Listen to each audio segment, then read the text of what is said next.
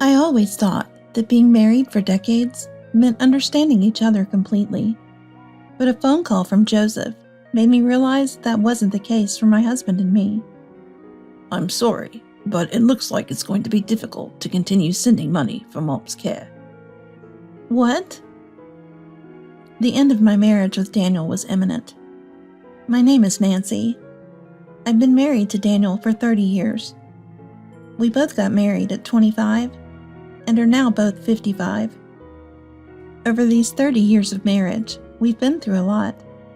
We used to fight nonstop when we were raising our kids. But once the kids grew up and left, our conversations completely stopped. The fighting stopped, but our relationship had grown cold. They say the more you fight, the closer you are. But now I wonder. Now we sleep and eat separately. Living under the same roof, we hardly see each other anymore. It's like living separately in the same house. When I go to pick up the tray of food I left outside Daniel's room, sometimes I find notes from him. But there are always things like, "Today's meal was terrible. Make something better." or, "Take my suit to the cleaners tomorrow."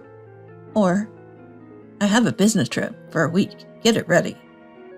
I wish you could just say it directly. Do you really dislike talking to me that much? I felt sad. Despite everything, I still wanted to get along as a couple now that the kids are gone. It felt like I was the only one thinking this way, sighing through my days. The only thing keeping us together as a couple was Sarah, my mother-in-law. We started living with Sarah when our children left the nest. It's been 5 years since my father-in-law passed away, and Sarah has aged significantly. It worried us to leave her living alone. At first, it was just a bit of difficulty moving around due to age, but over the years, Sarah's capabilities diminished. Now she's completely bedridden. Sarah, still mentally sharp, always looks apologetic. For me, having lost my own parents already, I want to take care of the last parent I have. Even if she's my mother-in-law, I don't want her to feel sorry. I've often heard complaints about mother-in-law and daughter-in-law conflicts from friends, but our home was different. Sarah is a wonderful person who helped a lot when raising the children was tough. I consider taking care of her as a way of giving back, and I've never felt it to be a burden. Moreover, with the increasing support from the government, it's not like I have to manage everything on my own. Yet there was something that still bothered me. It was about Daniel. Despite Sarah being his biological mother, Daniel hardly ever took care of her. In fact, he hardly even tried to see her. It was as if he had forgotten we were living together. I wanted to discuss things about Sarah, but knocking on his door got no response, not even an answer.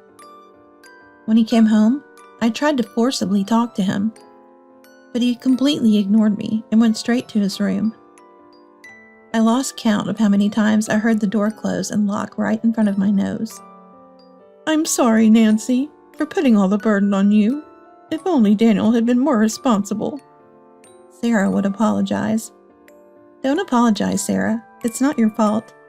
And I don't mind it at all. Please stay healthy and live a long life," I would say, and Sarah would always cry and thank me. The thought of losing such a kind person as Sarah was unimaginable. Her passing was sudden and unanticipated.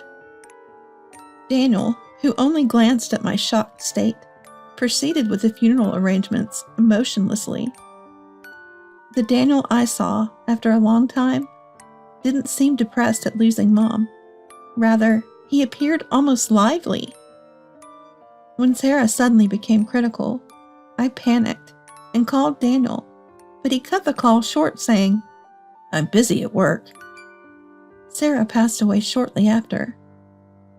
No matter how many times I called, Daniel's phone was off. He didn't return until the next day at noon after hearing the voicemail. I was too stunned and angry to speak, but Daniel continued to ignore me until the funeral was over. At Sarah's funeral, our children showed up. Using this as an opportunity, Daniel communicated with me through our children for anything he needed. By then, my anger towards Daniel was greater than my sorrow for losing Sarah. Daniel treated Mom's passing as if it was just paperwork, without any sign of warning. Looking coldly at Sarah's relatives shedding tears, Daniel said indifferently, "Well, it can't be helped, can it?" Daniel's attitude was so cold. It made me want to ask, is he really her son? It was as if it was someone else's problem. The worst part was what he said to the relatives who offered condolences after the funeral. "I'm glad she's gone.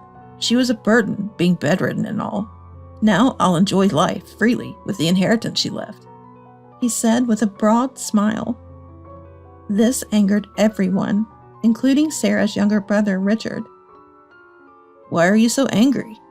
Daniel seemed genuinely puzzled by the relative's fury. He was like an alien to me. I was a mix of anger and disbelief, speechless at his audacity. Complaining about being burdened? He never did anything. He stayed in his room, hardly ever visiting Sarah's room. Even when I asked for help with her care, because it required strength, he ignored me. And yet he had the nerve to say that. Everyone knew I was the one taking care of her alone.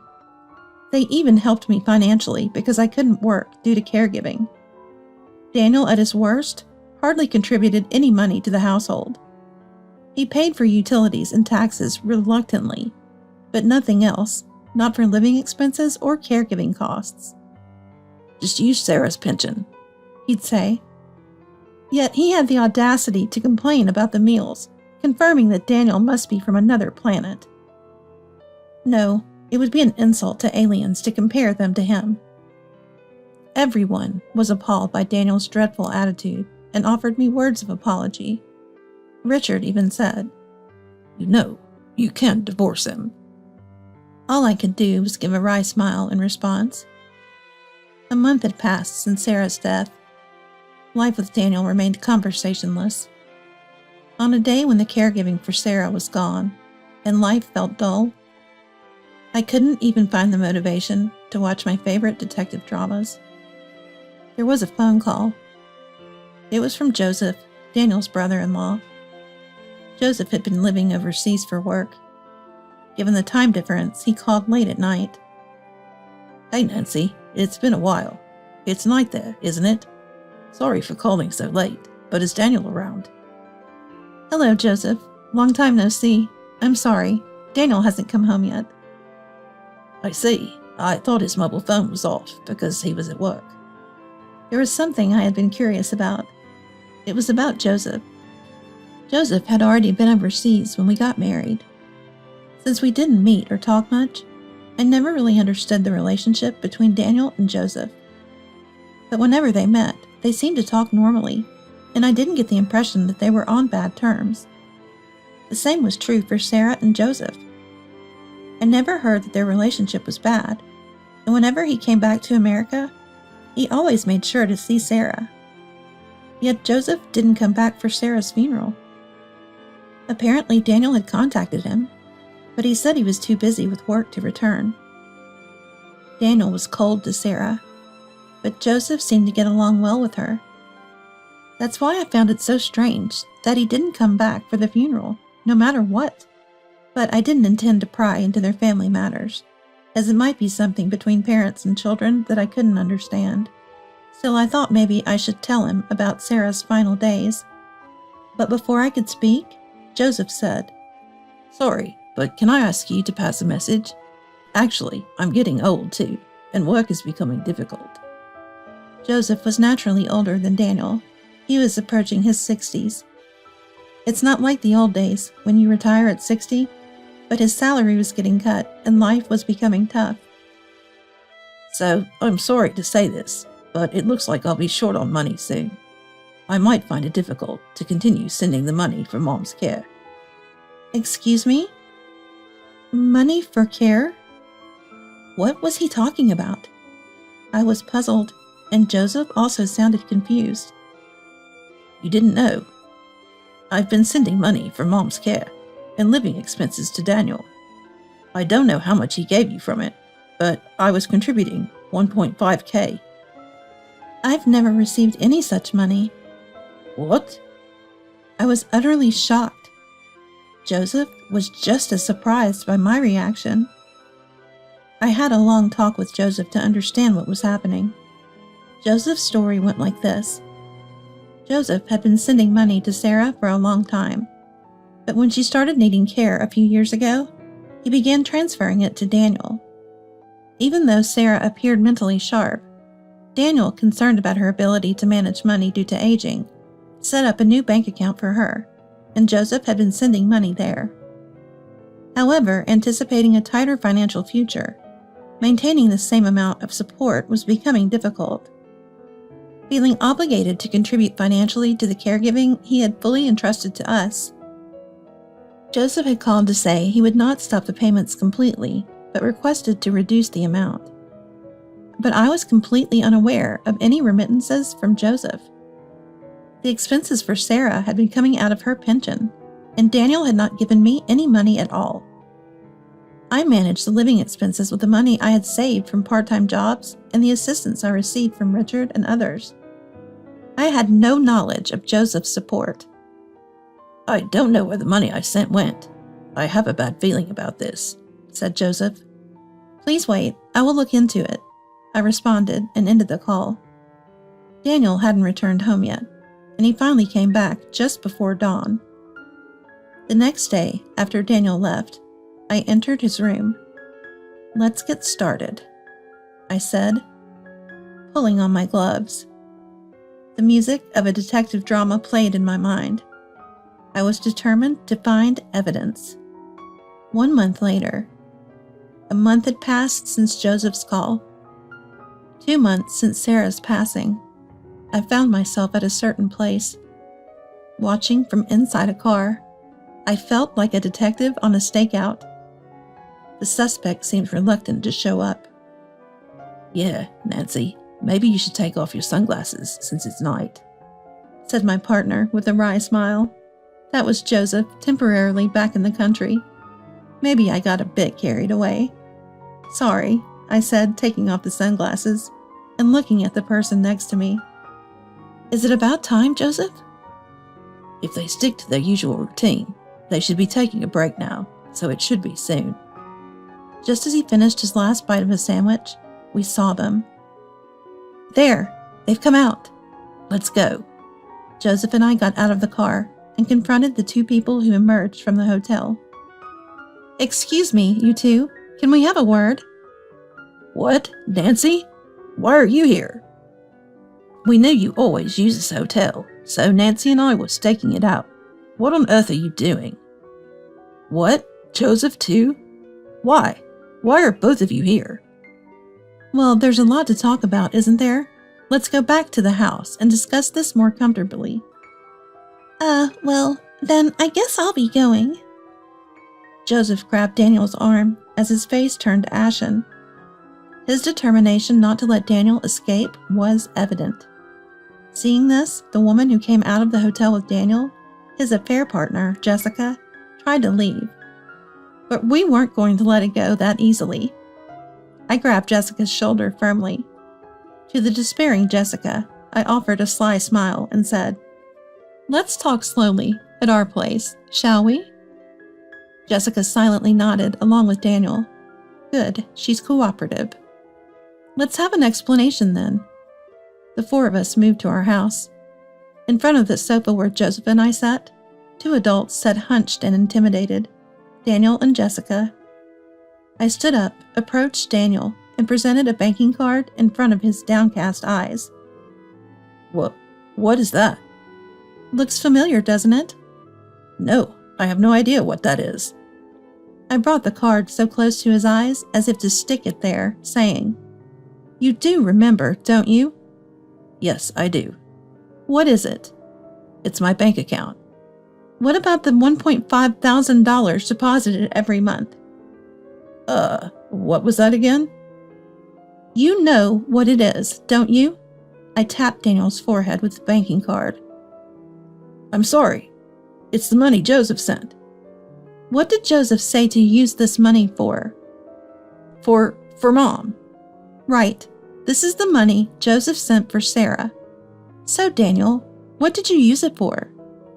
The bank account's balance was a striking zero. The $1,500 deposited each month were withdrawn almost immediately. Well, what was it again? All expenses for Sarah were covered by her pension, right? Daniel, you didn't contribute anything for living expenses or food except for the utility bills. Where did all the money go? Daniel remained silent as I pressed him for answers. Despite it not being hot, sweat was pouring down Daniel's forehead. As Daniel stayed quiet, I turned to Jessica, who sat quietly to the side. Jessica, you're wearing some lovely jewelry. Oh, well. Jessica, who appeared younger than me, was adorned with expensive-looking gemstone jewelry. At the mention of her jewels, Jessica couldn't hide her panic. Did you buy these yourself?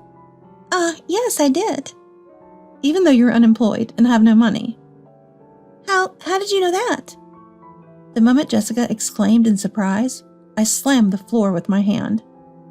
Jessica jumped slightly. Don't pretend you don't know. The evidence is clear. I don't know anything. As if someone would wear jewelry without knowing its origin. Nancy, let's calm down a bit, okay?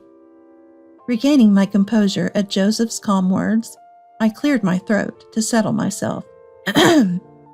Then I presented a large envelope in front of the two. As I looked on in confusion, I emptied its contents with a flourish. Yikes, exclaimed Daniel. Understandably, he was shocked. Out came a pile of photos. Captured within were Daniel and Jessica on their dates. Some photos even showed them in more intimate, affectionate poses. I picked up a few and showed them to Jessica.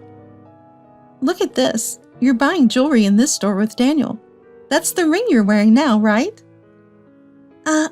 This is... Here's another photo with a necklace. And another one showing you buying a brand bag.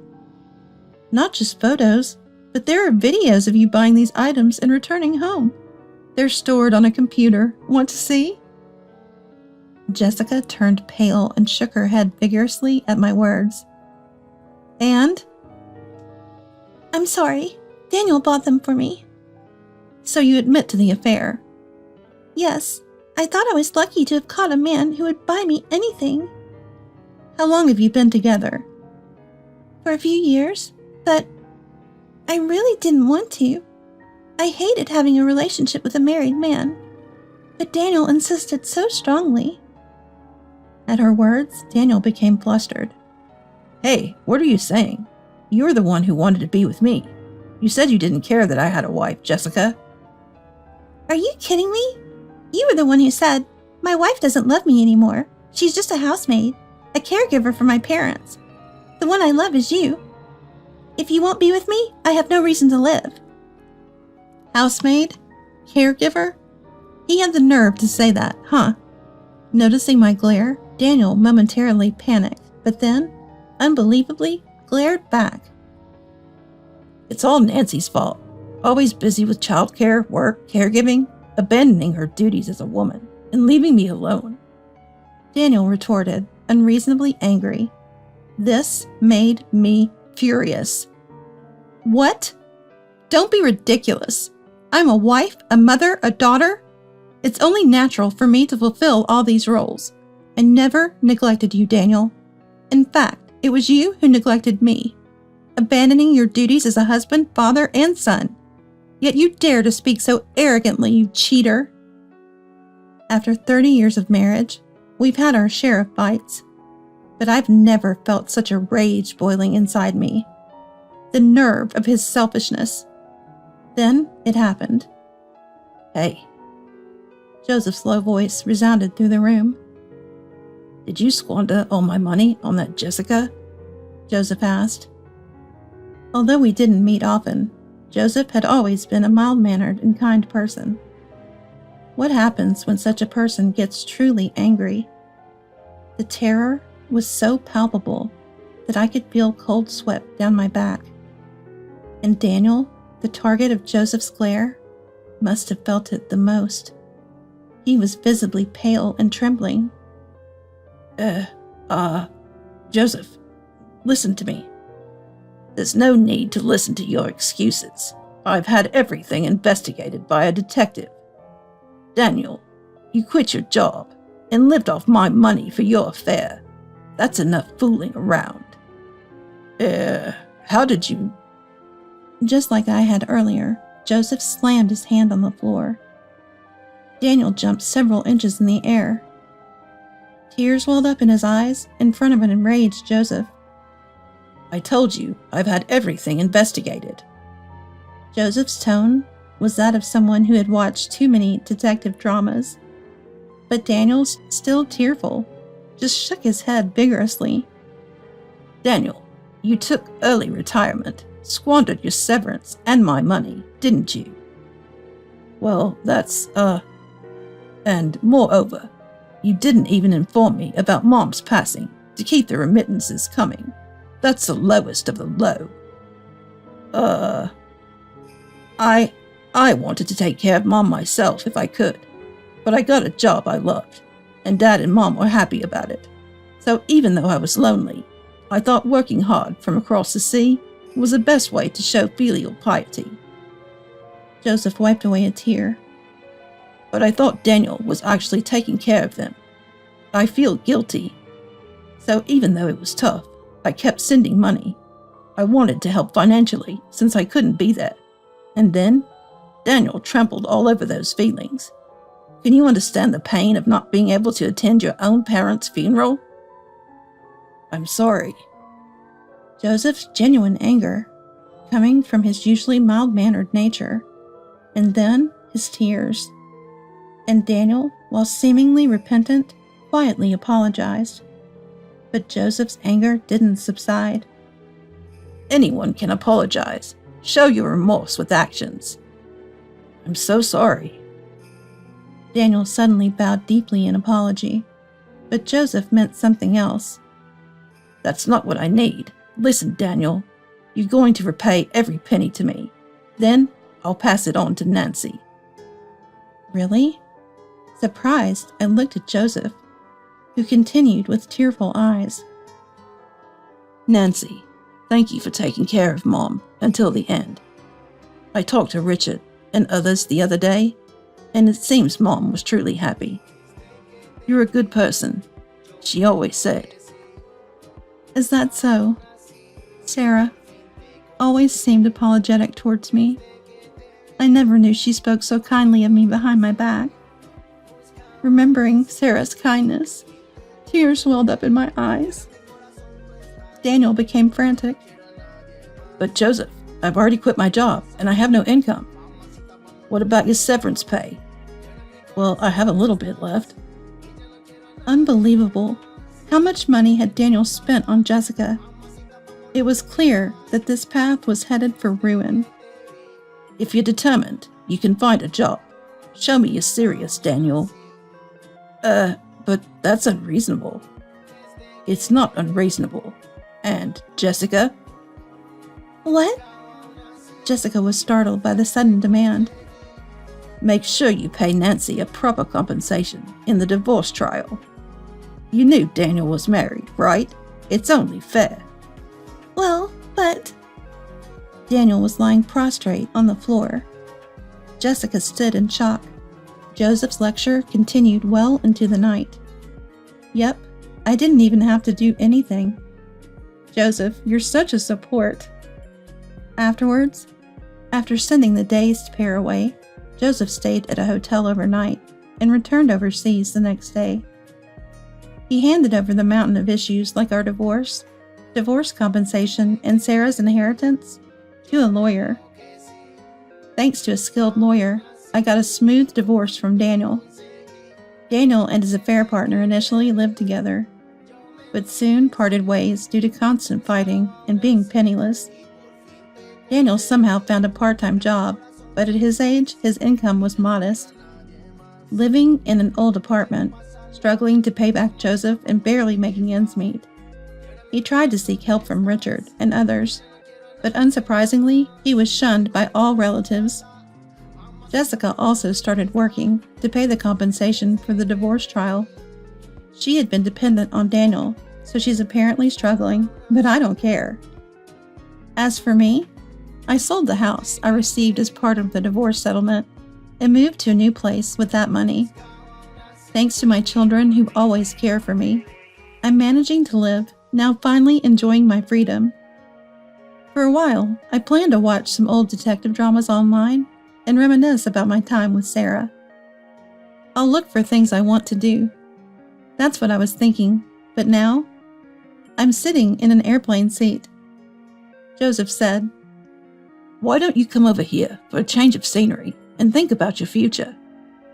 I thought going abroad was a bit of a luxury, but I decided to take up Joseph's offer as a reward for all my hard work.